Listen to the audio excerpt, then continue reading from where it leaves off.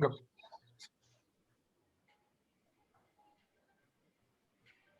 So 50 years ago, in 1971, the Utah Stars won the ABA basketball championship, while the Milwaukee Bucks were the kings of the NBA. I say that it's about time for a reunion. Hello, this is Kurt Crowley. Welcome to Bajek Sunday. Bob Bajek, gracious enough to join us. Mr. Bajek, how is it going this Sunday night? Oh, it's going great. I'm glad I could join you and your audience, Kurt, on a beautiful day. It was a beautiful, nice, rainy day in our neck of the woods. I was getting reports from Minnesota about it being 72, beautiful and sunny, and I'm fine with that. I wouldn't pass that up, but I kind of like the rain as well.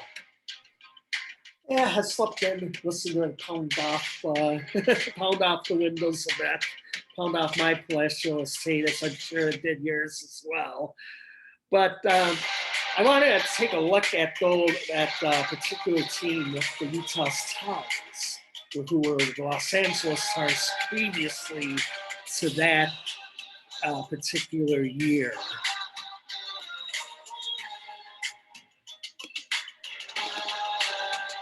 And here we go.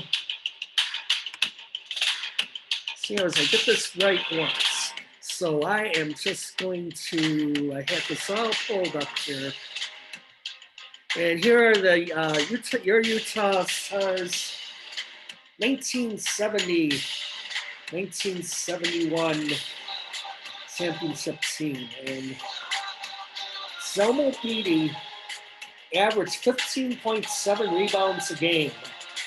So, and they had the three-point, they had the three-pointer in that week too. And they didn't shoot a lot of them, like you didn't even see in the NBA. It was back in the NBA in 1979, and you didn't even see a lot of it except for this kind of a Hail Mary thing in the games.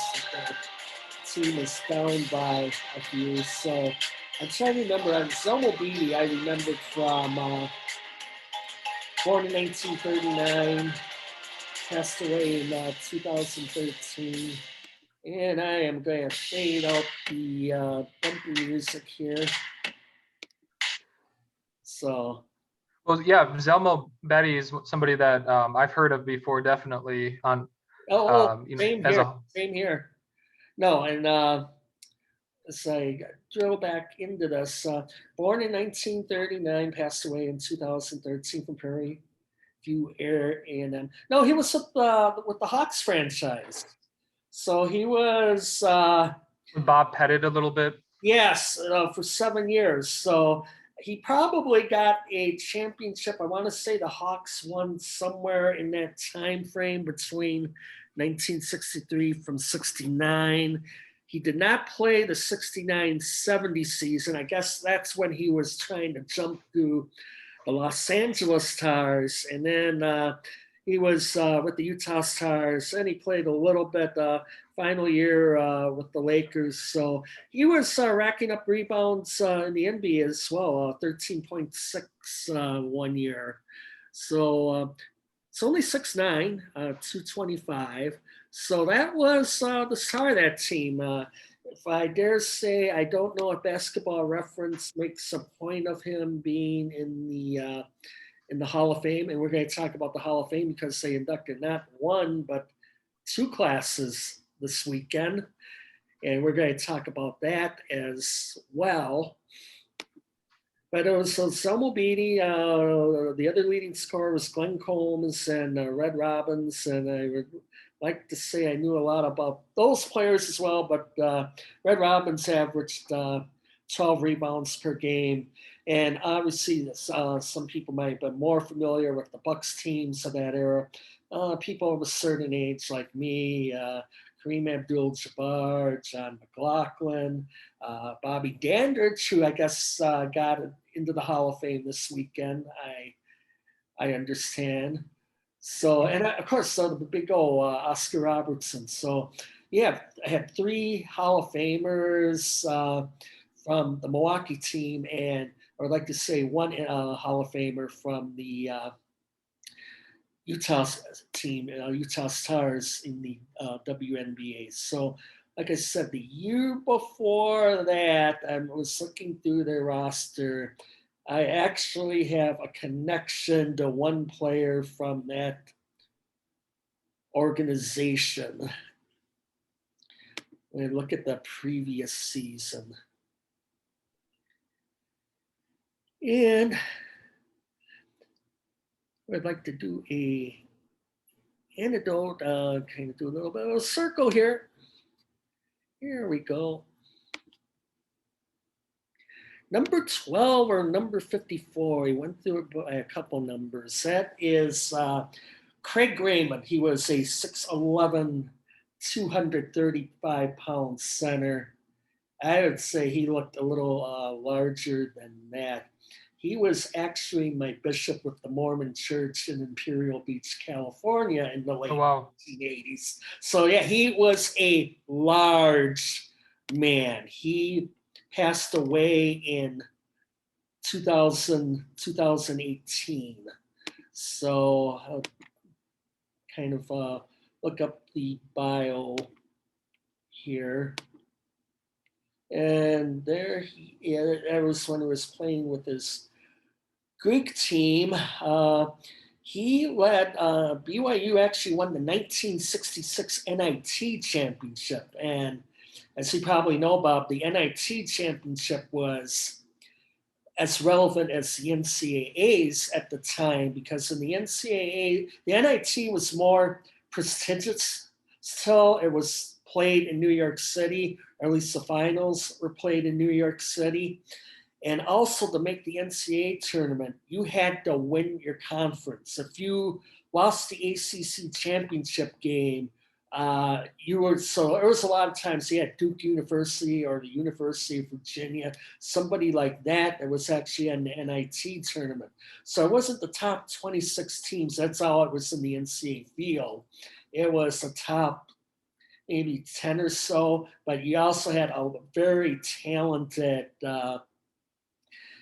NIT field as well. In fact, Oral Roberts University, their Sweet 16 run, that wasn't their first time at the rodeo. In 1974, they actually were invited to the Midwest Regional, and they hosted the regional. So they won their first game, and then there was at their arena in Tulsa, and they won the Sweet 16 game, and then fell to the University of Kansas 105-93, I want to say, somewhere along those lines in overtime.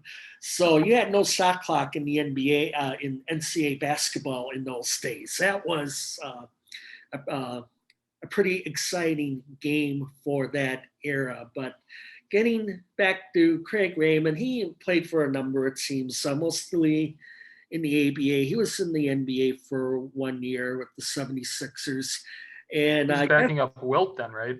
You know what? That might be a good call. It might be a good call. I don't know if that's when it had to be when Wilt was there. I don't think he was. With it was because they won the championship in '68 with I think Billy Cunningham was on the team and some other great players. And I think Billy Cunningham. Oh God, I think he went into like the the late 70s. I remember Bobby Jones with the Sixers. I remember Daryl Dawkins taking down those backboards. NBA had to tell him, cool it with the dunking. We can't repair basket supports every game. But it says at the end of the article, Craig was very involved in the Church of Jesus Christ of Latter-day Saints, and he served as a bishop, like I said, in the San Diego area. I knew him from Imperial Beach, and he was married to his wife for 51 years. So I want to get a shout out at that, someone I remember. So, but getting back to today, and this is, let me count, 6, 8, 10, 12, 14, all 15 teams are playing. At the time we're recording this right now, some of the late games have just gotten underway. I guess the big, there are a number of headlines. The Brooklyn Nets won their game, so they will be the number 2 seed. Milwaukee is going to be the number 3, and their game is going on right now. They're playing your Bulls, Bob. So the Bulls are winning, but the game means nothing to Milwaukee. So Sure. if They might have you pulled went to the betting, Giannis. so Yeah. hopefully you went with the Bulls, even if they were favorites. And so that's a meaningless game. The Utah Jazz, who need to win, this is an important game because Utah has to win or Phoenix would have to lose. Phoenix won barely. Well, they were sitting their 3 best players, and so their big 3, and then they had Bridges. He just played limited minutes, so that was a big win for them. Okay. They rested their guys and still won. Okay, so that puts the pressure because my understanding is the Jazz they can still control their own destiny, but now they have to win this game to secure that number 1 seed. And at this hour, they are defeating. No, not defeating. They have a 10-point lead over Sacramento. That's way too early to call, but that one's going on at, I believe they call it the Golden One Center in Sacramento. I'm kind of a little behind on my names here. But Well, the other big one too is the Blazers are up big on the Nuggets, and it looks like the Lakers are going to take the Pelicans. Now the tiebreaker is going to give Blazers the 6 and the Lakers the 7. So then you're going to have a rematch with LeBron and Steph. So that'd be a very, very interesting that's going to be one of the play-in games. Yes, and the rules for the play-in, I had to read this since this is new. Last year they only had it for the 8 and 9. This one they have it for the 7, 8, 9, 10. So whoever wins 7, 8 is going to get the 7th seed. So even the 8th seed could bump up to 7. The loser of that is going to play the winner of 9, 10. So I think it's very intriguing.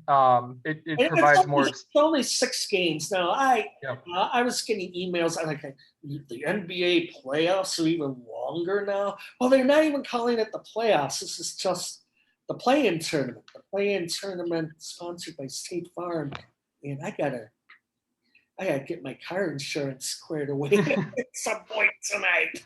Well, and if you think about it, Kurt, they're doing this. They need more revenue. Some of this was preventing tanking because probably up to 6 teams would be more involved. So it made the competition harder. Like the records aren't as good as other years, though. Some of it I think is because you've had again some movement. A lot of players played late last year. Like even the Lakers, they've had injury problems. That's why they fell low. And then the same thing with like the Heat.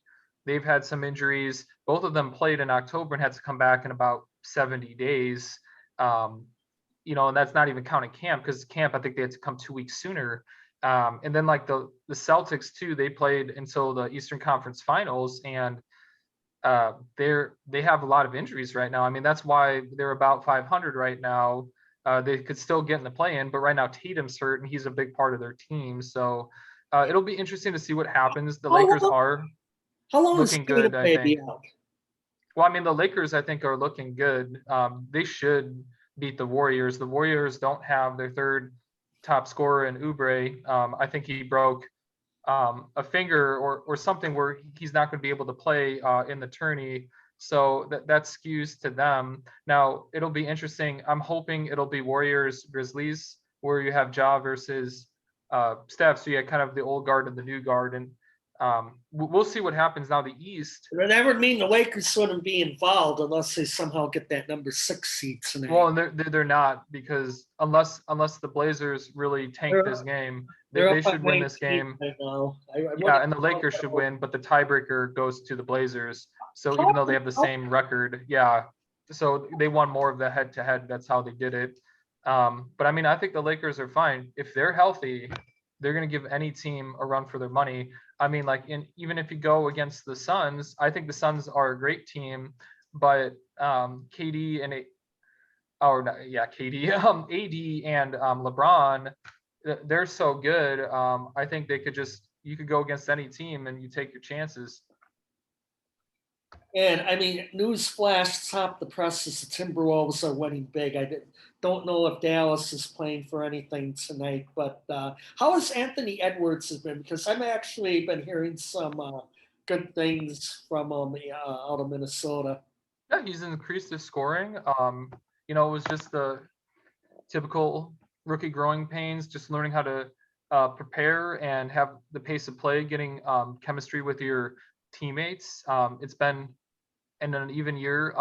Cat has been injured a lot, so that doesn't help when, of course, he's a big part of their team. I know it's not showing you that with Edwards today. They might have just played him some minutes, and of course they're going to sit him. He's been in there. 5 points, no rebound. But overall, his scoring's gone up, and he's the front runner for Rookie of the Year from what I've been reading, and he just has that athleticism. LaMelo Ball will get it, even though he missed some time, but he's back. And he might, yeah. I mean, he has gotten a shot in the arm for that franchise. Him, and it was a good move, even though it was at a high contract for Hayward. But Hayward seems to be shepherding Ball to be a professional, and I think there's laying some good groundwork. Now, I'm really excited. I've been wrong, unfortunately. I mean, this happens any year where I didn't think the Suns would make the playoffs. I thought you were never wrong. No, I'll admit that I'm wrong, but I didn't think the Suns would make the playoffs because, I thought some of the other teams like the Rockets would play better, or maybe even the Kings. But they're fantastic. I'm glad they gelled. It's a testament to how great of a player Chris Paul is. But I'm really excited that I was right about the Wizards, because they got in, Kurt, and they're the number 8 seed right now. And Russ is playing fantastic with Beal. And I mean, with the Celtics hurting, they could win that first play-in game and match up against the Nets, and then you just have explosive players. You have former teammates, and Russ and Harden and KD playing against each other. And that would be a fun series. I think you alluded that Phoenix was missing some players today, but yeah, what happened was they wanted to rest Chris Paul, and he was actually short 22 points for 20,000. So then he probably has to get it the first game next year. Yeah. But they were resting him because he's 36 right now. They were resting Booker, and they were especially resting Ayton. I think this was his 3rd or 4th game he missed with knee soreness. So you want to make sure he's ready. He's been playing fantastic this year, where it shows you why. Some people are like, he was picked before Trae Young and Luka Doncic, and it looks like a huge mistake. But this year, when he's been healthy, he's shown you why they got him. Just very athletic. He has a good touch, great defensive player. Hindsight can be 2020 with the draft is, okay, they drafted Aiden, and 15 years ago, I go, how could they pass up on Luka Doncic or whoever? It could, but he's at least gotten to that all-star level. I thought he was a little overlooked as well, so maybe he'll get a ring when next year comes. But he could get like 2 blocks or more. He moves his feet well. I mean, as you know, Kurt, everything's spread so far where you have to contend against a lot of shooters, whether it's mid-range or the 3, and then like the guys you're defending are in that too. So him being a plus defender and a good shot blocker, I mean, that helps them with what they need to do. And I mean, they have savvy veterans on that team like Dario Saric. I like his game. Cameron Payne was a disaster for the Bulls and the Thunder, but I think some of it, he was young. He's developed in his role as a scorer off the bench. He's been pretty good. Etuan Moore, Frank Kaminsky, those are other good players in double figures today. So they spread the ball well. I mean, that's a lot of depth and a lot of trust in some of the other supporting casts. You alluded even Frank Kaminsky. He got a double with Cheese, 11 points, 10 rebounds. Off the bench too. Yeah, and I mean, Jalen Smith. When he was a great high school and college player, and to me, it's been a little disappointing his career, but he's found his role. Etuan Moore used to be a G Leaguer, and he's developed his game a lot. And then Cameron Payne had to go to the G League a little bit to help. He was a great OVC player, but most players in the OVC are not great players. I think the one you would say is Robert Covington, who's a great defender, stretch player. I think 3-and-D guy. He plays for the Blazers now, and I think Rocco, yes, the former. yes. Well, that's partly why I think him and Carmelo have helped that team tremendously, especially with the injury problems. Unfortunately, CJ has been dealing with. But I mean, outside of him, Cameron Payne is the other one, and I mean, like, yeah, he's become a better scorer, and I believe they have Jay Crowder as well, who I've always been a fan of his game. I mean, he's a great player from Marquette. So, the Suns are a dangerous team. Yeah, Crowder, another one that was missing today. So that's a lot of talent. Now, I remember this time last year, well, actually, the regular season ended last August, but I think it was Draymond Green, correct me if it was someone else, who got on television and said that Devin Booker should ask for a trade out of Phoenix. Otherwise, he wasn't going to get a sniff at an NBA championship. Well, he's going to get a sniff this year. We could make a case for almost all 8 teams in the Western Conference. And I wanted to check the standings on that, as well as some of these games are going on, to see what is still in play at this hour. So, well, I just accidentally picked Indiana. We got Cops Pacers. The unfortunate thing about the Pacers this year, they've had a lot of injuries. I do think their coaching has been good. Do you want to go back to the Pacers for a second? No, Pacers and the Tampa Bay. Domantas Sabonis is a great player. I like watching his game, but they've just had, again, just some injuries, unfortunately. The Raptors played 6 players. Well, I mean, think about this. They just lost a lot of free agents, and I mean, that's going to be tough. I mean, maybe they'll sign Kyle Lowry again, or they might let him go. Aaron Baines, I'm not familiar with any of the other 5 players. The Stanley Johnson is a decent player. I mean, and he was second in scoring today. Obviously, you had to spread the ball to compete, but I mean, he's a decent player. But yeah, even myself, I haven't heard of these other guys. I know Aaron Baines, like you said as well, but just those 2 guys out of the 6. So, Baines, well, they're in a crossroads right now. I mean, they have to make a decision if they want to flip their best player, if they want to bring Kyle Lowry back. It seems like he does like it there. He might want to retire, so they might bring him back, or they might just even let him go. Masai Ujiri, I think, is a great front office guy. He's got to make some decisions on where he wants to take the franchise. I mean, you're the definite authority on the NBA, so it's great to hear you talk about who's doing what as far as the front office. Well, one thing, Kurt, like, people are looking at maybe a potential second round. I would really like to see Bucks Nets, because you finally have the big 3 of the Nets healthy. Obviously, as you know, I'm a huge fan of KD. He's looking good again. And then Harden came back, and Kyrie's played well this year. I know he had that time when he was maybe burnt out / in social activism, and it seems like now that reset has helped him. And I mean, yeah, Kyrie. Yes, I think if you're looking at the top, he was in the news today. He said he's really concerned about some of the things that are going on worldwide with the Gaza Strip and Israel and the Palestinians and all of that, which and I've told others this because I don't understand the Israel-Palestine endless war, but it was something I guess Kyrie. Well, and he's probably worried because, I mean, of course you don't want death and devastation to happen. I guess back on the basketball part, these 3 teams, Kurt, I think that, if you're looking at the Sixers, Nets, and Bucks, these are your other teams, because you see everything's bunched up. I do think the Heat are a good team, though some people think they were a bubble team, and that's why they got to the finals. What scares me is that the Bucks are going to have to, right off the bat, face their tormentors, who are going to, they wrote the book on how to beat Milwaukee last year. Well, I told you when they played in a regular season game in the bubble back in August, I said, I don't like the Bucks right now because the Miami Heat have their number, and then the Hmm. Miami Heat came out and just kicked Milwaukee's ass in the playoffs. I think there are two things.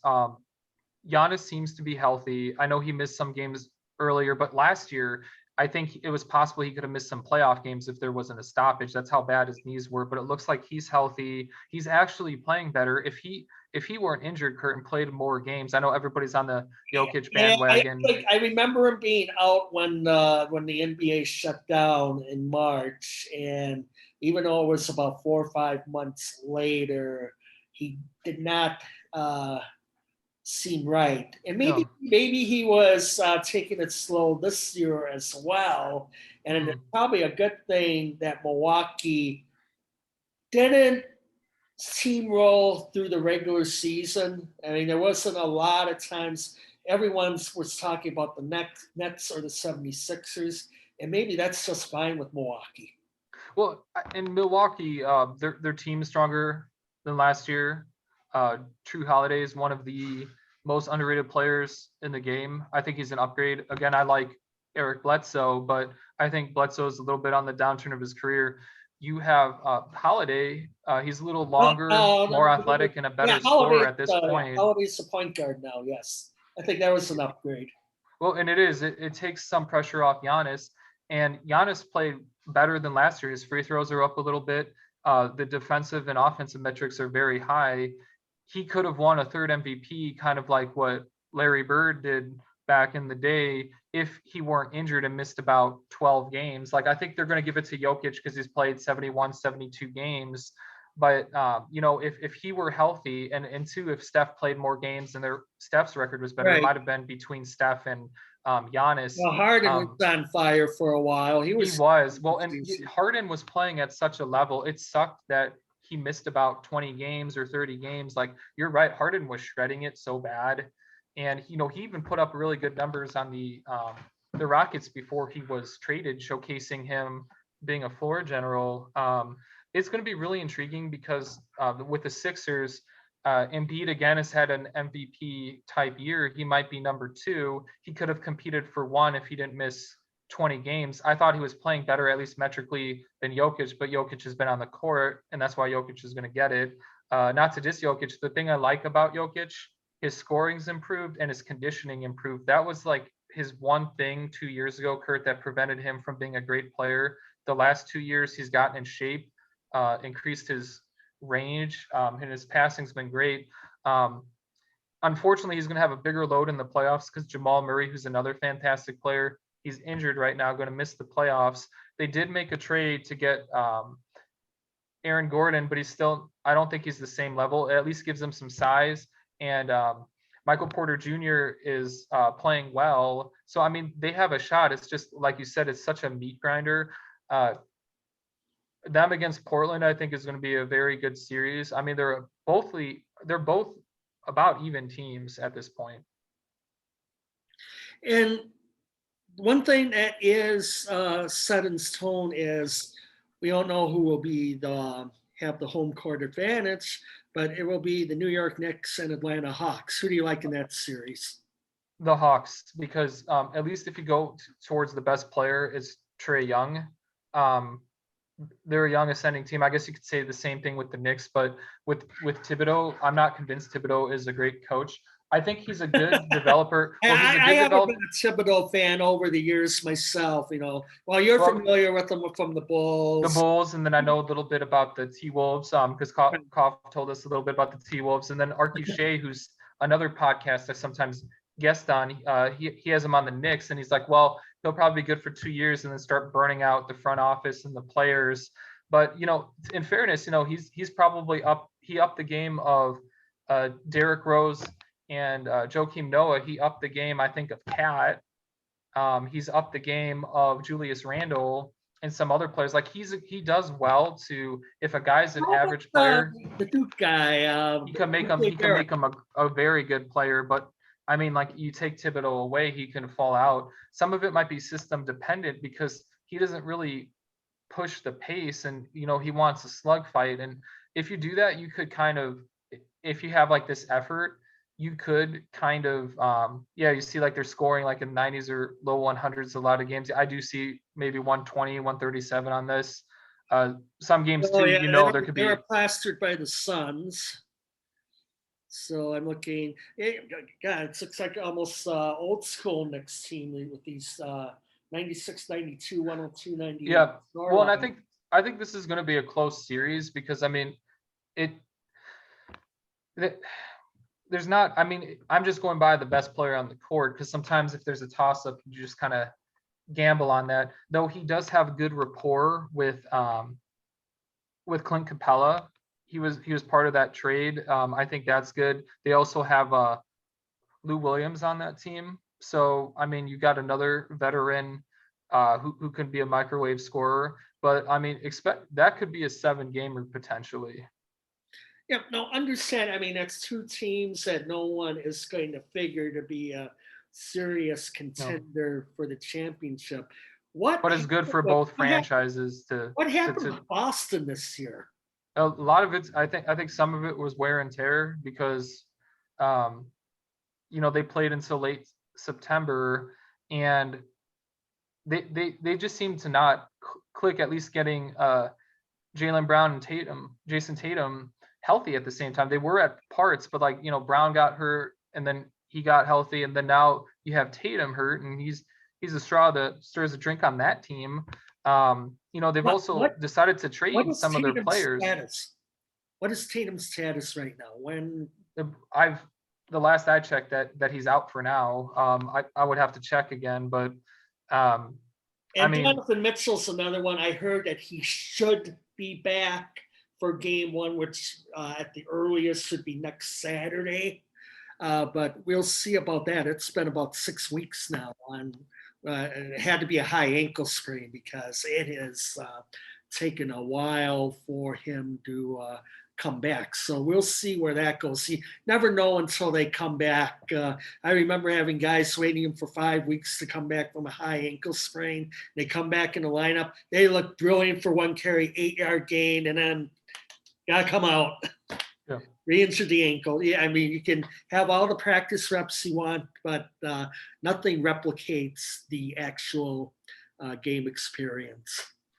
Do you want to quickly talk about NBA Hall of Fame before we move to baseball? Actually, I want to let's hit on the Western Conference. Sure. Because you can make a case for. All right, I'm not going to say the Warriors are going to win the NBA championship or win their Western Conference. Okay. Well, and the problem is a lot of their role players, they're not cutting it right now. And then Oubre is hurt. I don't think he's going to cut it. Like, I'm high on Steph and Draymond. I mean, they could win the play-in definitely. And then they're going to be a hard out just because of their experience, the coaching staff too. The playing game may be epic. I mean, they got 2 cracks at it. I mean, yeah, it's going to be. I agree with you. I mean, if the scores hold up, you're going to have Steph versus LeBron. I mean, that's going to be a fun matchup. And I mean, they're both players familiar with each other, both playing at high levels. I mean, LeBron too was at an MVP level, and if he were healthy, the Lakers would probably be up there with the Suns and Jazz, I would say. But injuries took a toll on them this year. But I mean, I think they could get through that play-in. But you're right. I mean, some of these other teams are more healthy. I mean, maybe if the Warriors somehow beat the Lakers and they face the Suns, since the Suns are relatively inexperienced, if you exclude Crowder and CP3, maybe I guess Trevor Ariza might be on that team as well. It could. I mean, I think that they could have a chance to maybe at least make things interesting. But I think a lot of it's on Steph because, Draymond can't shoot anymore, and Wiggins sometimes is inconsistent with a shot. Though I think he's a good slasher. Though it was kind of good when him and Oubre were there because at least you kind of have both dimensions with Steph shooting and then with those guys cutting. But it'll be interesting. I mean, I enjoy watching Steph play. It's too bad his team wasn't better because a lot of the voters are going to prejudice just the record on, and instead of maybe considering him more for MVP, but he'll be top 5 definitely, just with winning the scoring title. And keeping that team together. It's been a lot of injuries and parts are not fitting together. He had 46 today. I was expecting him to score 70 today. That was an awful. 7 rebounds and 9 assists. That's good, but only 46. That is, you could do better than that, Steph. He could. He definitely could. He might have been saving some juice for the playoffs, though. That is true as well. That is true as well. Now, another team that I am. I mean, this is a strong bunch. I don't like Dallas's chances. I don't like Portland's chances. Well, I think part of it, they're capable of winning the first round series. Yes. Don't get me wrong. I do think they're both capable of winning the first round, but then you'd have to go to a second round and hopefully healthy for both teams, because sometimes Luka gets that ankle thing, but we know Kristaps unfortunately has just been hurt a lot, soreness in his knee or anything like that. He might be too tall at 7'3", and his athleticism or his joints betray him, unfortunately. Just getting the Clippers or getting the Nuggets are a tough draw, but especially the Clippers. I mean, just how Kawhi and Paul George are playing, I think they're starting to click. I think having Ty Lue there is going to help be a stabilizing influence. Like, I do think Doc's a great coach, but for some reason or another, things didn't click in the bubble, and he got moved on to the Sixers, and you see kind of the Sixers ascending right now. Well, yeah, I mean, if you look at the two conferences, I mean, for a fourth seed, the Clippers would be the most dangerous one, or like out of any of the middle seeds. They like, if it's them and the Jazz, it'll be a good series. But would you say the Jazz would be the favorite when they have to go against Kawhi or PG? That's why. Who do you envision out of the Western Conference in the NBA Finals? The Jazz, the Suns, or the Lakers? Because we can't discount the defending champs. I know. The thing I don't like about the Jazz, I just don't think they don't have the super high-end talent. Like, again, I like Spider Mitchell. I like Rudy Gobert. They call him the Stifle Tower. I mean, yeah, he could stifle a lot of shots, but they just don't have that level, I think, to get to a finals, especially with a sometimes inconsistent supporting class. Like, I know that they have the record right now, but sometimes the regular season champ doesn't win. The Suns. The thing I like about the Suns, though, Devin Booker is a better shooter than Mitchell, and Ayton could match up with some of the better centers I think, than Gobert, at least athletically. And the CP3 I think had just a fantastic year, and it was a astute trade by the Suns to breathe some life in their franchise. Like, I mean, unfortunately, like, I think the Jazz can maybe get to a Western Conference Finals. The good thing is that's a huge upgrade. They've been kind of stifling in the second round lately. It's just the West is so tough.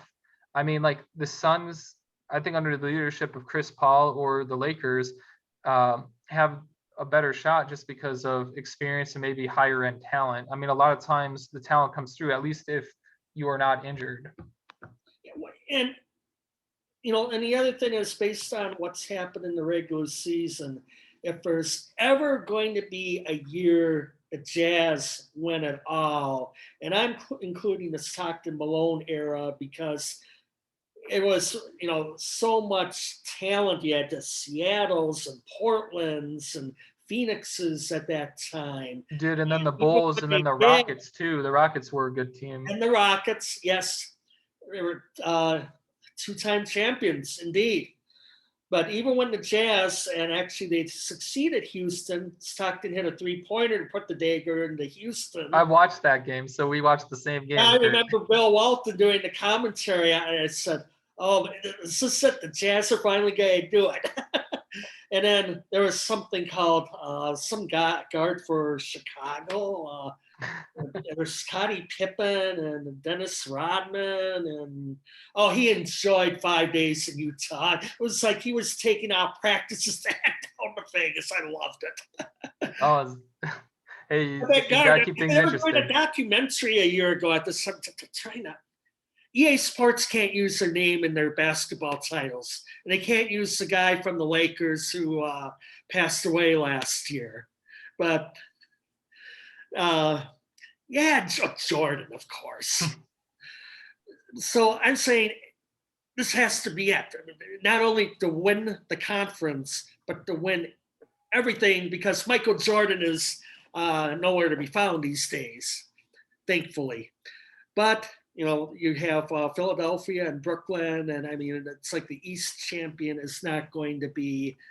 But Giannis is signed up long term. That's a good thing. That's a very good thing because Yes. you have consistency, and if somehow it doesn't work, he could get flipped for a better return. So we'll see. It again, it seems like he really likes Milwaukee. It seemed like he was pushing to get these trades to be more competitive.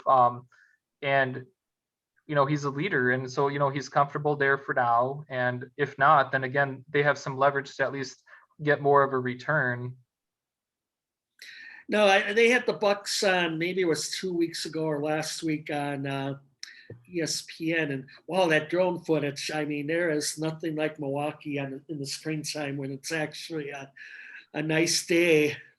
But yeah, I remember back in the 80s, Pat O'Brien on CBS Sports, where they'd go late into the playoffs or at least the second round, if not the conference finals. But, if you're a Milwaukee fan of the last 2 years, it's like, okay, well, one of these years we'll make it. But if there's ever going to be Bucks v Jazz, which I don't know, I'm not sure the national writers, so the media will like, but if there was ever a year for it, it would have to be this year. Or maybe it could be next year. I don't know, I always live in the now and present. So what about the Clippers? Do you give the Clippers a chance? Yes. Again, this might be the LA bias, but those two teams, just with the type of talent they have, both teams have superb coaching. Hey, Kawhi Both Leonard, of them are relatively healthy, I would say. I mean, those are continuity too. I mean, there's some good continuity on both teams. Well, I guess the Lakers got some new help, but I mean, just some of the players they have could be high end. I mean, like Andre Drummond's a good 2020 guy that you could have either start or off the bench. The Lakers too got more shooters. So, I mean, I like those teams. You might want to add the Suns too, but I mean, like if it's Suns and Lakers, I mean, that's going to be epic, where maybe the winner does have a chance to get out of the West. I'm kind of disappointed with LA falling that much, because it would have been more interesting to see that maybe like second or third round, because I do think that's such a high quality. The record's just skewed again because when you have your two best guys injured, and I think Dennis Schroeder is a fantastic backup point guard, but he even I think he was on the COVID list, and they were losing some games just because no one could spell LeBron. I mean, I guess those losses add up, but as you see, like you said, Kurt, just the conference is so good. Where I mean, like, seven teams are going to have 12 or more over 500 in a league shortened season. I mean, like if you extrapolate that for a longer season, those teams might have like 49 wins. So who's your pick out of the West? I'm gonna go meatball on this and just say Lakers again. Let's see if they get the repeat. And I'm gonna say Nets. We're gonna have the coasts against each other. Middle America is gonna hate it, but that's gonna probably be the best basketball. So we'll see if that happens. I mean, it wouldn't be a bad series. It wouldn't. I just think the league has done a good job. I know there was some COVID snafus, but teams are getting vaccinated. They did well since they were traveling, and we know there were spikes in the winter. Yes. So just to get another season MLB is doing very well. 100% capacities in Minnesota, Milwaukee in the coming weeks, among other places. So no, there's a lot to like about what is going on the vaccination and getting things back to what it was. What do you think about some basketball, Kurt? I mean, sorry, yeah, we were talking basketball. I meant the Basketball Hall of Fame. Sure. Yeah. You know, Yes, and like some of my favorite players got in because I was watching Kevin Garnett and Kobe and Tim Duncan for years, and some of these other guys like Paul Pierce, Chris Bosh, Chris Webber, Ben Wallace. This is like my NBA when I was in grade school and high oh, school, just exactly. watching college. Yeah, just a whole bunch of fantastic players getting in. Jay Wright's a fantastic Rick college coach. Adelman. You remember him from the Portland Trailblazers? He was on the Blazers. Or he was the coach. Oh, okay. He played for him too in the early 70s. Yes. Well, and we were talking off air about Bill Russell. Long overdue for him getting As a coach. getting that award. Yeah, as a coach, because he won 2 back-to-back championships. Also, as he was the player coach, the anchor of that team. So he's playing. Also leading practices, developing strategy during timeouts. Like that's very impressive. I was looking up Yolanda Griffith and Lauren Jackson. Those are 2 WNBA legends. Miss Griffith is from Chicago, which is awesome. Lauren Okay. Jackson from Australia, so that's Okay. pretty diverse. Yeah. Bob Dandridge, you were talking about Dandridge on your Yes. Bucks. Yeah, he joins Oscar Robertson and Kareem as I mean, 1970s Milwaukee Bucks. they were. I remember when I was a kid, Kurt. My mom got me a book about the 10 best NBA teams, and they did talk about that Bucks team because of the, Big O, and you had Kareem, and obviously they did mention Dandridge and the other players on that team. Just playing, having a John great record. McLaughlin. Yeah, and just we were talking about Tony Kukoc earlier, and he got in by the international. Yes. Yeah, Bulls, but it looks like the international committee was pushing him hard. Yeah. Yes. But still, he's had a great career on, he was in Milwaukee for a while.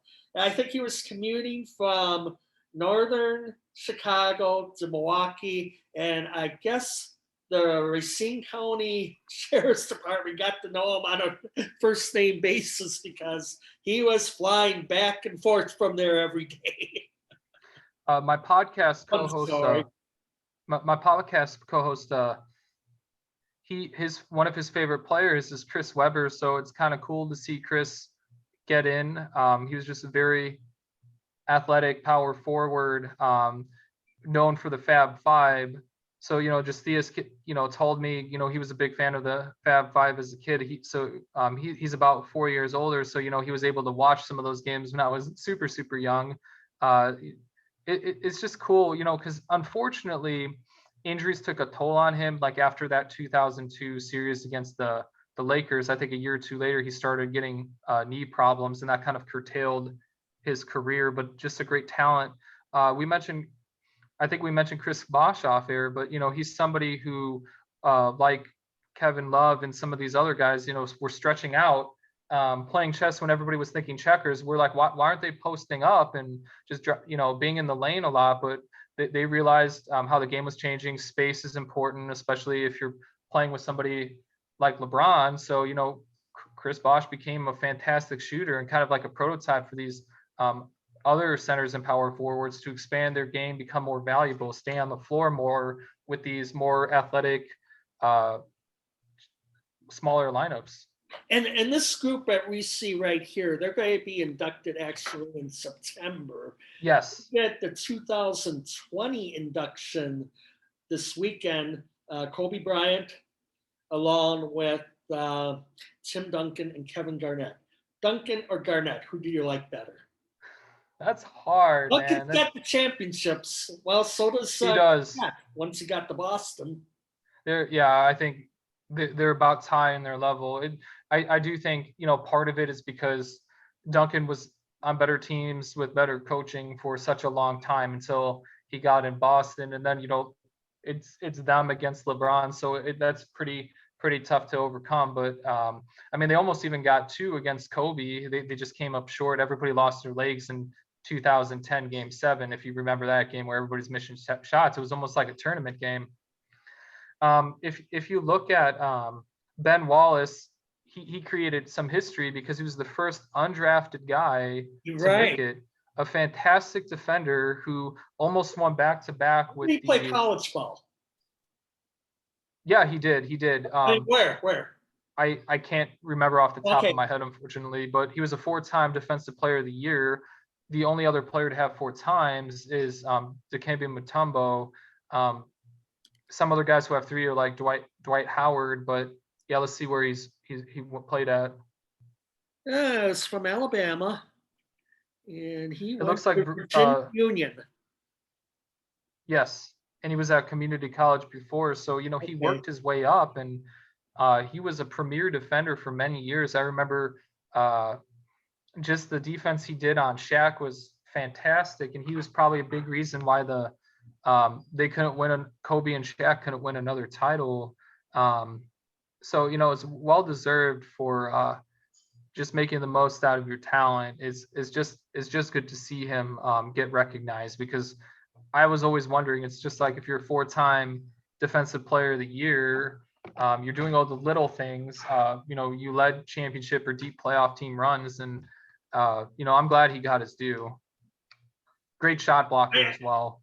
And going back to LeBron, or not LeBron, but actually Shaq and Kobe. Yeah. There was some fun stories over the week at when they were feuding with each other in the early 2000s. That Shaq got the 395 pounds. Now, come on, Wow. make it to 395. You can make it to $4 bills. You can make it to $4 bills, Shaq. I mean, I made it to 295. I mean, I better have made it to 300 once. Yeah, one thing that I think some people don't realize with Kobe not and like Shaq. he was that fat or anything like that. Yeah. Well, I guess one thing with Kobe and Shaq they don't realize, both of them were generational talents, and they're fairly young men, because even when they broke up as being teammates, Shaq was 32, which I know everybody's like, well, yeah, he's been in the league a long time, but 32, that's fairly Right. young adult still. And Kobe didn't go to college, and I mean, he didn't go to college, and he's 26, so sometimes you might not have the soft skills, or maybe the foresight to think about, maybe I just have to give a little bit to keep this going. But when you're making money and you already have 3 championships, you're like, okay, maybe we got to go our own way. And it did work out for both of them, where they were successful for years. Shaq got another title, Kobe got 2. If they had better teamwork, maybe they would have had 2 or 3 more rings together. But I mean, I still think it worked out, because both of them grew as teammates and human beings. So they also brought more joy to different fan base, or at least Shaq did, because I know he was very popular with the Heat. Okay, so something I know what you wanted to talk about today. You actually, and I like. I'm not a Chicago Cubs fan, but I love that. For some reason, I love those colors and the logo. Well, it's good. It's good too on the year when the Cleveland baseball team couldn't beat them. Who? You're also referring to the Texas baseball team. The Texas baseball team. You're really going down the slippery slope now. It's all good. We all have to evolve. One thing, it's good that you're segueing to baseball. Kurt, why do you think that so far this year, it seems like no team is really running from a division? Even like, great teams like the Yankees or Dodgers, they've had some injuries. Like, do you think it's like an injury thing? Do you think maybe teams are getting used to just the long haul, or do you think COVID kind of goofed up the offseason again? Like, why do you think like all these teams are so bunched up right now more than usual? One thing I'm going to say, there's still going to be a lot of unknown variables that are going to be coming out, because the good thing is we're a quarter of the way through the season, and it has been running very smooth as far as COVID or the lack of COVID interruptions are concerned. Although there has been concern with the New York Yankees and to a lesser extent the San Diego Padres within the last week. And then the Minnesota Twins had to take a couple games off, and Washington Nationals got a late start. And it's too bad if you think about that. Those are 4 teams that are playoff teams who could win. At least with the Yankees, they could possibly win the World Series, and the other teams Minnesota's having deep not quite playoff runs.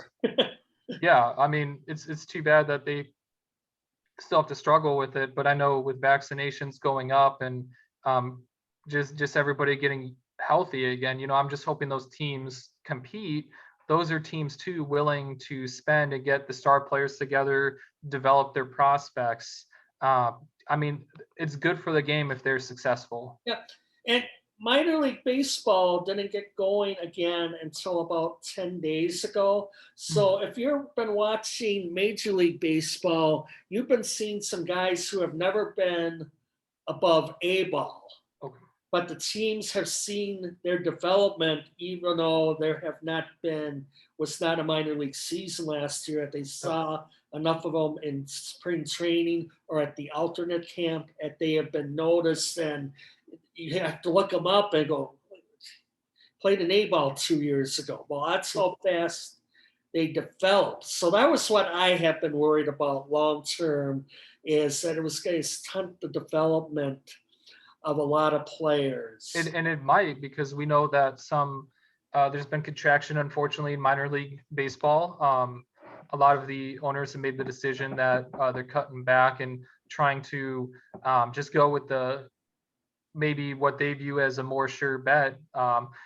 Again, that makes sense. Unfortunately, that hurts local economies and like scouting jobs, coaching jobs. But the good news is there's still a lot of minor league baseball teams. A lot of teams still have 4 affiliates.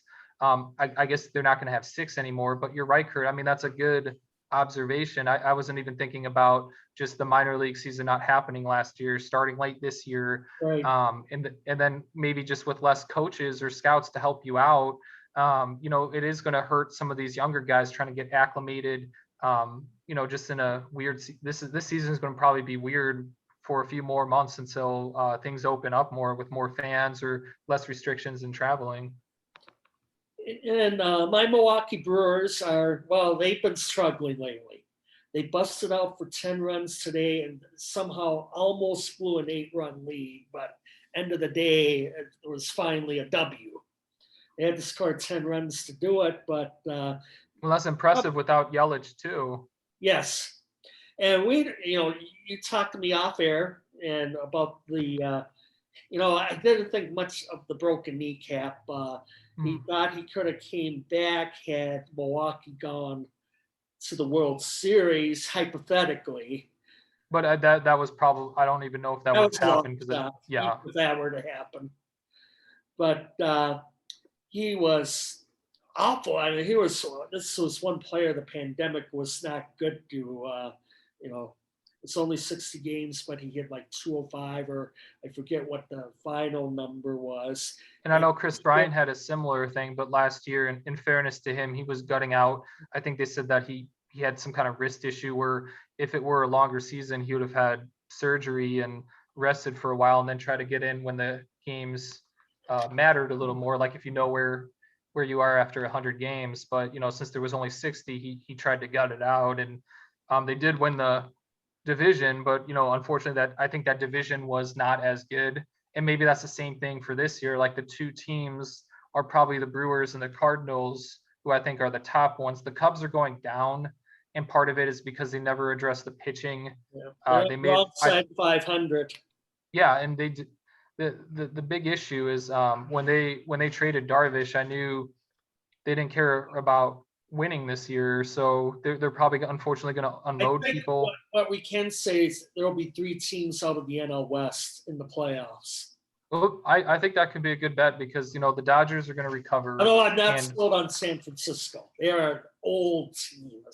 I mean, on offense at least. And a lot of their contracts are going to be out after this year, so I do think they're getting ready to go to be a bigger player in that division. Like, that's going to be a fun division. I know the Rockies are trash. They got rid of Arenado, but he's on the trading block. I remember it seemed like just the other day Troy Tulowitzki's on the block. Now I heard rumors that Trevor Story could be heading for the Bronx or elsewhere. So that would be interesting. I don't know if he's got a beard yet or anything, but he might have to get rid of like Mike Tauchman, who's with the Giants. You know, I know one player that you and I do like.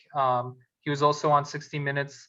Shohei Ohtani. I did send you a highlight reel. Like Oh yes. MLB was super excited about him in April, where he has games where he hits a home run and strikes out like 10 guys. And I mean, he's showing you just that great athleticism. I think he's even And been in the field. he's been coming back from elbow issues the last couple of years. It hasn't been smooth, but I mean he's been doing it at the plate. I'm just and Trout. Mike Trout is having a tremendous year. I mean, He's a great player. he's having a better year than Mookie Betts. I don't want to get into Mookie Betts fast, Sure.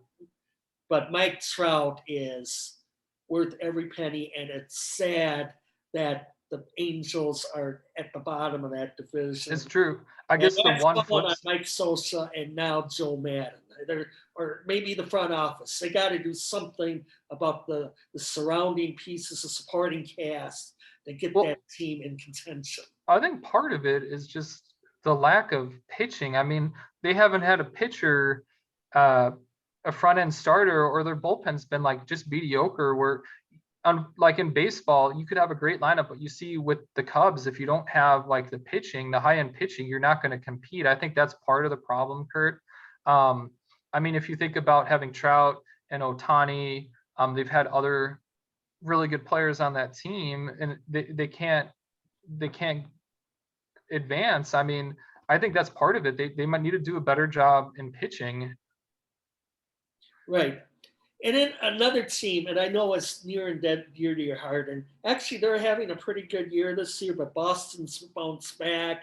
The Yankees are up there. I think for those of you that missed the whole Boston Yankee rivalry, I think that's going to be front and center again. But what do you think of the culture within the Tampa Bay Rays organization? You know, the unfortunate thing, I do think there's some elements of their story that's good. They're in a smaller market, they're competitive. Joe Madden was somebody who helped put that team on the mat, him and Andrew Friedman. So there was a combination of analytics and personality, evaluating guys in a certain way to maybe see an inefficiency. They helped, for better or worse, grow some of this analytics stuff. Maybe it's gone a little far, but they helped, build somewhat of a fan base there. But I think unfortunately they've gone on the other extreme where they don't value their players as employees, at least where it comes to compensation, where they make the World Series, they have some nice players, but if they trade some of their top guys like Blake Snell, they didn't re-sign Charlie Borton, who had a great year. He just wanted 15 million. That's about an average starter, but they're like, oh, you're too expensive. And I think right now they traded another player who's making about 7 million, which is a little above average salary. If they He was could probably their leading salary, Kurt, and they just traded him away to the Dodgers. I think they like to go through 7 relievers every game. Yeah, and what Kurt, can you talk about maybe why that could possibly be unethical to these pitchers, where you pitch them so hard in the pen? I mean, there's a guy, Nick Anderson and Pete Fairbanks, I think, are the two poster childs of their pitching staff. Now, Nick Anderson, his background, he played ball at St. Cloud State, got in some legal trouble there. I think he was pitching NAIA in North Dakota for a while, but he got found. He was with the Marlins, and then he went on with the Rays. Now, Pete Fairbanks, you saw the playoffs last year. Yeah, he comes out there and he throws 100. And I like Brian Anderson as an announcer, but he called him a 2-time Tommy John surgery survivor. I mean, sorry, don't use that term survivor. It's not like surviving cancer or other things. He might have misused it a little bit, but I think he was saying, because if you have Tommy John twice, I mean, it's probably hard to pitch at a higher level. So what he's doing is a little abnormal.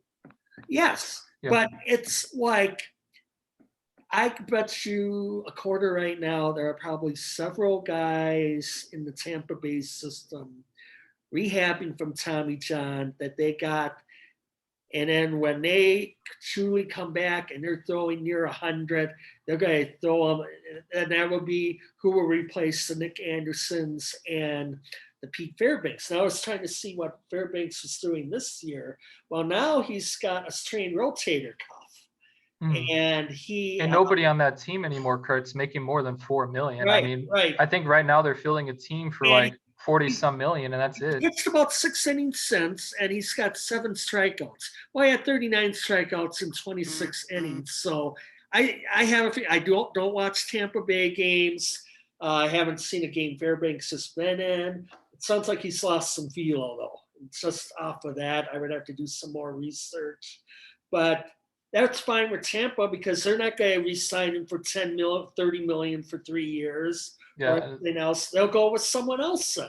And they're very Well, good at doing it. They're a very analytical organization, and it got them to the World Series last year. it did, but as we talked off air, and I'm sure a lot of our viewers know, if you're not having continuity as a team and you are limiting maybe what your talent level is, you might have these lightning in a bottle years. Like they made the World Series with Joe Madden 11 years ago, but both times they've lost. So maybe if you get a bite at the apple every 10 years, but then there's years you're not making the playoffs, Right. years you're maybe getting out in the first round. It's because maybe if you kept like a couple star players, just again have some of that continuity and have higher end talent, you could have better shot. But again, what's happened is instead of these being side projects for very wealthy to rich owners, like now people want to just turn a profit because they're like, oh, even if we lose, if we pay as little as we can, we can make so much money because of our digital advertising, our sponsors,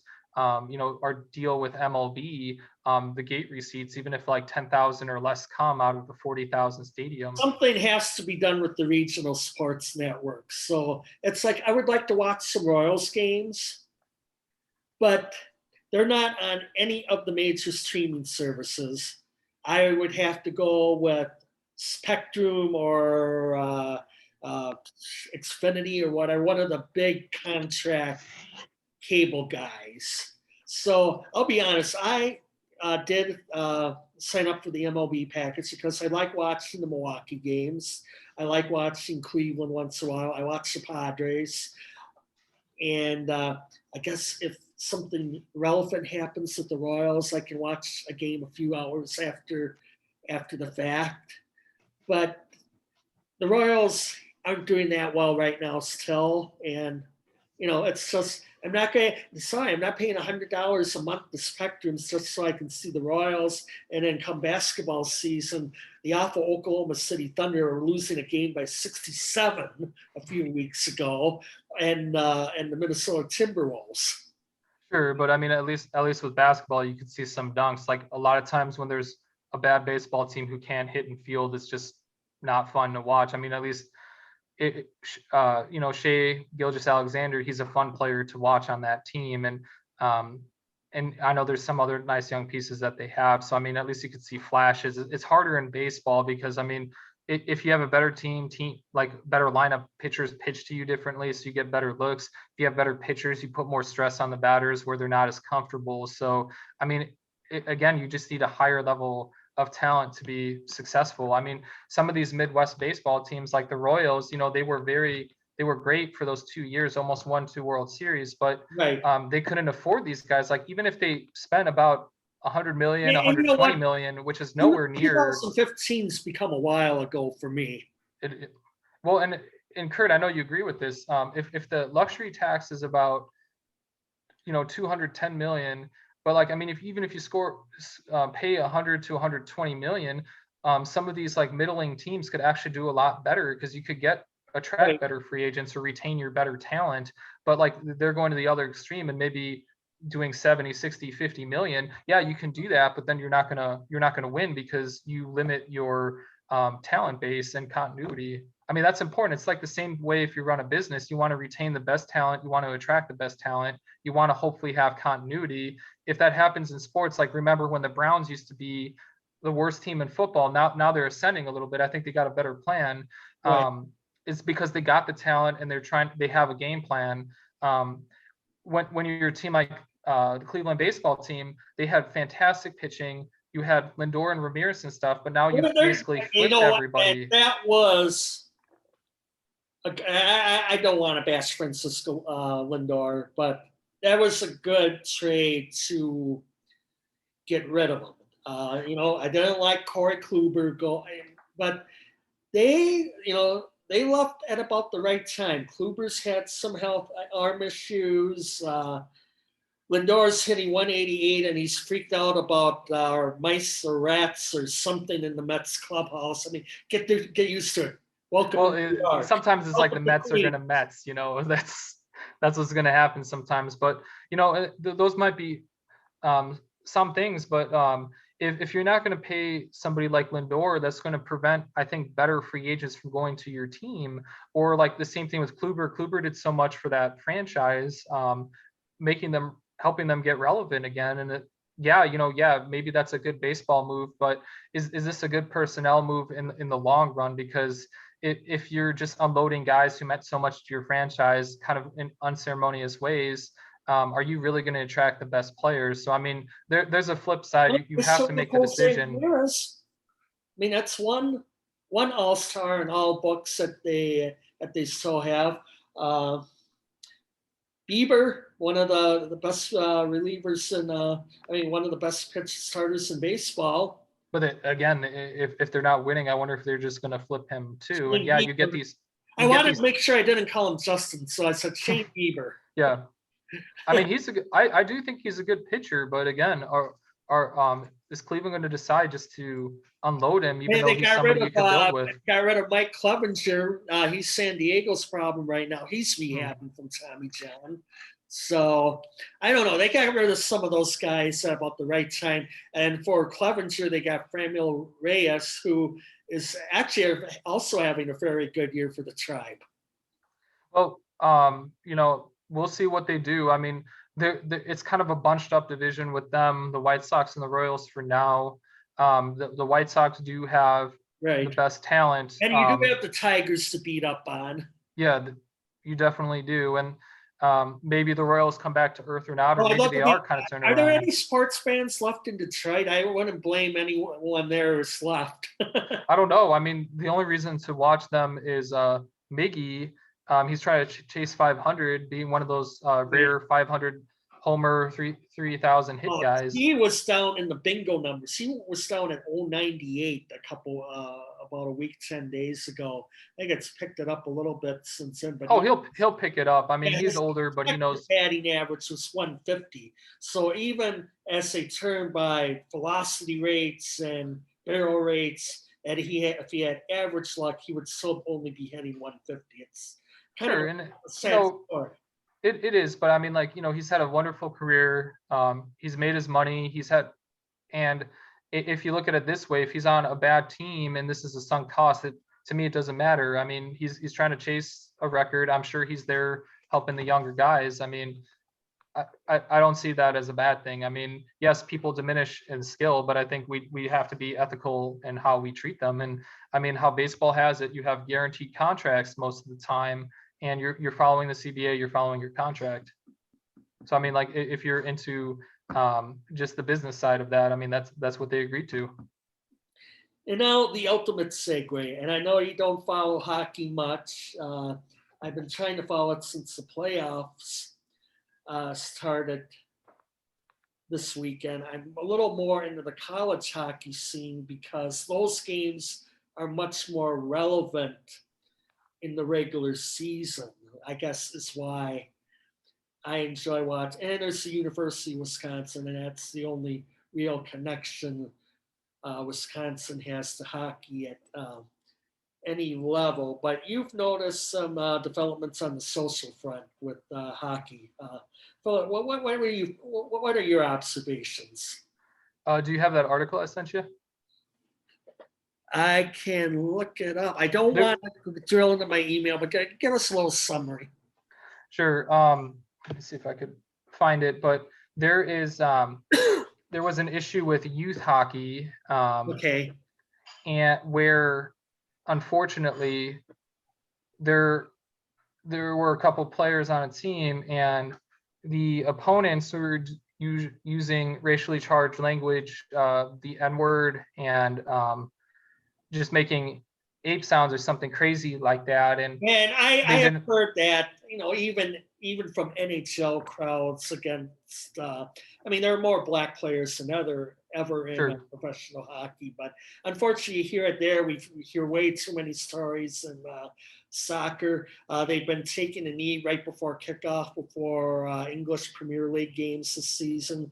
They played for the first time in front of an audience, the FA Cup final. They let 22,000 in, and they booed when they did that on yesterday. It was Leicester City and I want to say Manchester City that were playing. But Leicester won, but that ain't the point. They took a knee, and that didn't go over with all the fans well. Yeah, with the hockey thing, I mean, those are youth, and the youth need to understand, if you're a good coach, besides having skills, you want to have respect and sportsmanship. There's a lot of people I talk to who are hockey fans, like you, Koff, and others, talking about how you like the sportsmanship of Great game. of hockey. Yeah. So if sportsmanship is really important, we got to teach children this. I mean, you can't say things like this. This is stuff that's Right. hurtful. It's stuff that can be criminal. This is stuff that could get you fired. I mean, like, you got to stamp out stuff like that. I mean, these guys are players. They love the game, but they should feel welcome as well. I mean, I think that's the mark of a good sport. You have to also be welcoming. Now, I know the league, that youth league, they're trying to have people learn more about respect, learn more about racial consciousness, at least with not having these horrible names. And Right. I think some of these kids too, these were two brothers, these two African American brothers, they would go for the handshakes at the end of the game, and kids would avoid them. So I mean, that's just horrible sportsmanship. I'm hoping the coaches, the referees, and the league manager, they need to make sure that we treat everybody correctly. I've gone through Minnesota, and like in the middle of summer, I would go by the ice center there, and you see all the kids, the spoiled suburban brats out there. They got about 100 hockey sticks that they're lugging on their back, going into the arena and into the ice center or what have you, and they play. I knew someone who played in a recreational league just for fun, and she played. It was like every games they would play at 9-10 p.m. because that was the only time they could get ice in that building, or could get ice time in that building, because there were only too many places in Milwaukee where you can play ice hockey. Now it's a lot more in Minnesota, but I wonder about the odd black youth player who might be in a St. Cloud or Winona or whatever background. Yeah, because I think this one happened in Virginia, so it was more, on the upper South. But no, I agree with you, Kurt. I mean, we just got to be more welcoming. I mean, I know hockey wants to grow, especially with younger people. They want to grow with people from different racial backgrounds, and you just want to be as inclusive as possible. I know the NHL has a deal with ESPN to show some games, but if they want to be successful and hopefully grow the league more, they got to work on inclusivity, and part of that is on the grassroots level. I mean, that's when coaches and parents and referees can have a huge impact, where it's like you're helping growing the game even if you're not in the NHL. Yes, and I think a couple other events that happened within the last week. The Tampa Bay Lightning opened the game, and I guess they've been having some injuries, and they've been, prepping for the playoffs. So the defending Stanley Cup champions, but they rolled out an all-black line to open the game. And it doesn't sound like something they did intentionally, but that's what it happened to be. And then I guess there was a guy, he's been in the league a while. I remember with the Flyers and the Kings, there's a guy named Wayne Simmons. He's with the Toronto Maple Leafs that day. And I guess the team goes to one barber, and he would, for whatever reason, and I didn't drill into the story, would not cut Wayne Simmons' hair. Hmm. I don't know what that was all about. I don't know if it's a requirement on the team that they have to get their hair cut by the barber, due to health and safety reasons. But he had to get his hair cut on his own or shave his own hair or whatever. But I don't know the content, the exact details of that story, but that was out there as well this week. Well, and hockey is evolving in a good way, I think, because they do have some of the minority players who are trying to make the game more open, and trying to have these youth leagues, trying to have better representation for players in the NHL, also aligning with social issues within their cities and their communities, which I think is a positive step for Yes, I mean, if hockey. you're playing in Boston or Philadelphia or Detroit, you really can't ignore what's happening in your community. So, like the Detroit Red Wings can't really separate themselves from Chicago, the DC, problems that DC happen in two, the DC city itself. Capitals. Yeah, great point. And Great point. and I mean, I think that's one thing I know hockey has been doing. They also have been trying to strengthen their union, at least when it comes to CTE injuries. Is kind of similar to football, where when people did the checks or There get is hit a by a stick, yeah, you can yeah, get it's an ugly story concussions or about subconcussive hits, and some of these players are having bad things. So I know they're trying to rectify that and strengthen protections for old players. So I do think hockey, and then they also when it was the summer, they were in solidarity for a couple of games, not days, not playing. So, and recognizing that we need to grow as a country. So I do think there's positive yeah, steps that hockey's been taken.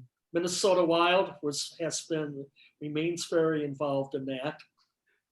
I mean, there was an ugly NFL story I saw on Friday in regards to the concussion lawsuit and trying to lower the amounts that are being paid. And they were Sure. talking about black normalize or race normalizing, I think was the term.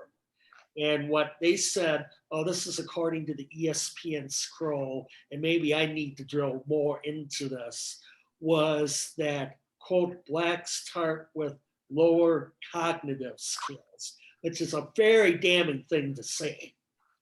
Yeah, and I don't think that's going to help them at all. So we'll see what happens. But I do know they're going to fight that, and as they should. And these players, Yes. since they didn't have full information, because they knew obviously it's a physical game, you're going to have aches and pains in your joints and maybe not walk right, but they didn't think that they would lose their minds, and more of the research came out and showed that Well, this could be a danger. the last days of John Mackey and Willie Wood, and God, I got to think of a few others. And I mean, Dave Dewar, black player Steve McMichael's dealing with ALS now. Not the first NFL player to have that horrible disease strike. Junior Seau. So Yes, yeah, it's unfortunate. So again, they need to make the game as safe as they can, even though I know it's inherently a contact sport. But you also need to at least have restitution if people have an adverse thing, especially if your league's making hand over fist of money. Like valuations are continuing going up.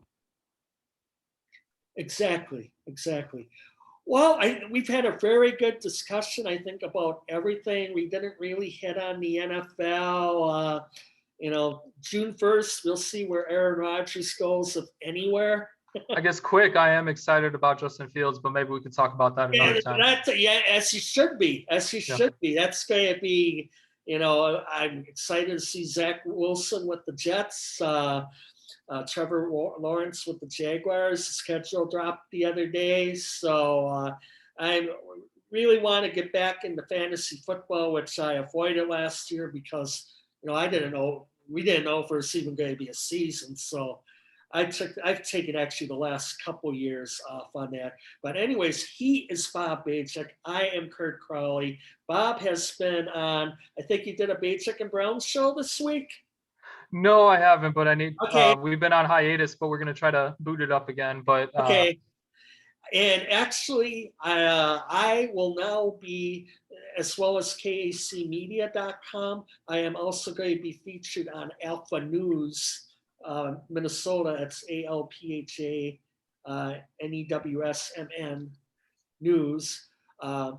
I will be writing about 2 or 3 columns per week and keeping myself busy doing that. So I'm looking forward to being a semi-professional semi-professional writer.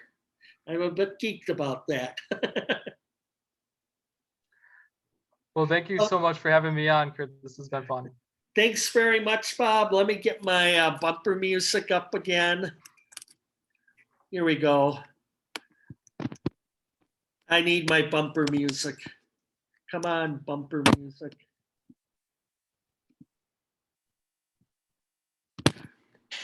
There we go, Crowley channel. Kurt Crowley, Bob Bajek. Hope you've enjoyed the show today. We'll see you later.